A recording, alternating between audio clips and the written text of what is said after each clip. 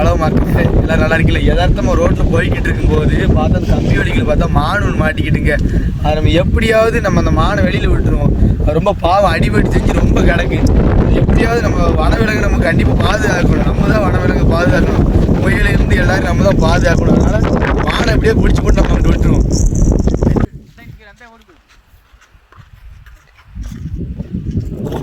மானை பார்த்தாச்சு, அது ரொம்ப அது எப்படியாவது பிடிச்சி போட்டு காமிக்கல காட்டுவாரு அட்ரா சாக்கா